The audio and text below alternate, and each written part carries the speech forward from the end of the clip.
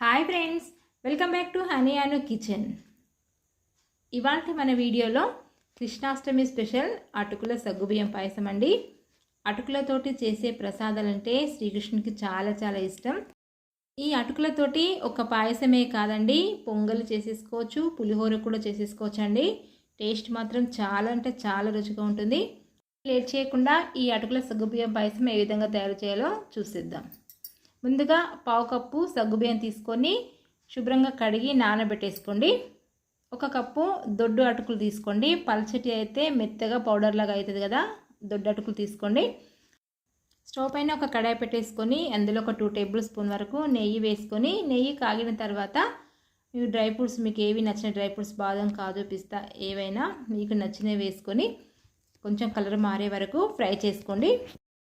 ఇలా ఫ్రై అయిన తర్వాత వాటిని తీసి పక్కన పెట్టేసుకొని అదే కడాయిలో కొంచెం నెయ్యి ఉంటుంది కదా, ఆ నెయ్యిలో ఒక కప్పు అటుకులు వేసుకొని ఇవి కూడా 1 నిమిషము ఫ్రై చేసుకోండి. ఇదంతా సన్నని మంట మీద చేసేసుకోండి. ఏమాత్రం ఎక్కువ పెట్టినా అటుకులు అనేది మాడి పాయసం అనేది పాడయ్యే ఛాన్స్ ఉంటుంది. ఈ అటుకులు చూడండి పైకి తెల్లగా తేలే వరకు ఫ్రై చేసుకొని దీన్ని కూడా తీసి పక్కన పెట్టేసుకొని అదే కడాయిలో 3 కప్పుల వరకు పాలు పోసుకోండి. 1 కప్పు అటుకులకు 3 కప్పుల పాలు అనేది కరెక్ట్గా సరిపోతుంది. మరీ ఎక్కువ కాదు, మరీ తక్కువ కూడా కాదండి. ఈ పాలు బాగా మరిగిన తర్వాత నానబెట్టేసుకున్న సగ్గుబియ్యం అందులో వేసుకొని ఒక 2 నిమిషాలు ఉడికించుకోండి. ఇలా ఉడికిన తర్వాత మనం ఫ్రై చేసుకున్న అటుకులు కూడా వేసుకొని ఇది కూడా ఒక 2 నిమిషాలు ఉడికించుకోండి. అటుకులు త్వరగానే ఉడికిపోతాయి.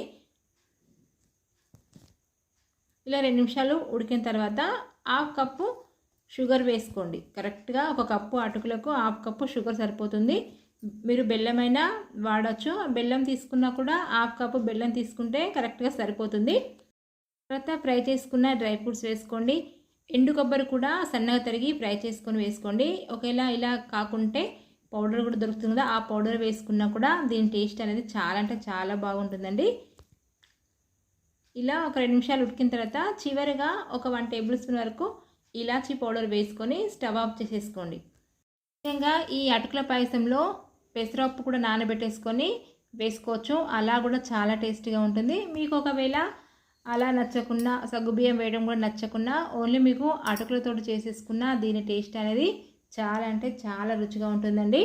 ఈసారి ఈ పండుగ కంటే ఈ కృష్ణాష్టమికి ఈ పద్ధతిలో అటుకుల సగ్గుబియ్యం పాయసం చేసి పెట్టండి.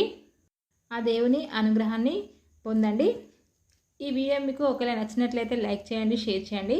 ఇలాంటి మంచి మంచి రెసిపీస్ కోసం మా ఛానల్ని సబ్స్క్రైబ్ చేసుకోవడం మర్చిపోకండి. Thank you for watching.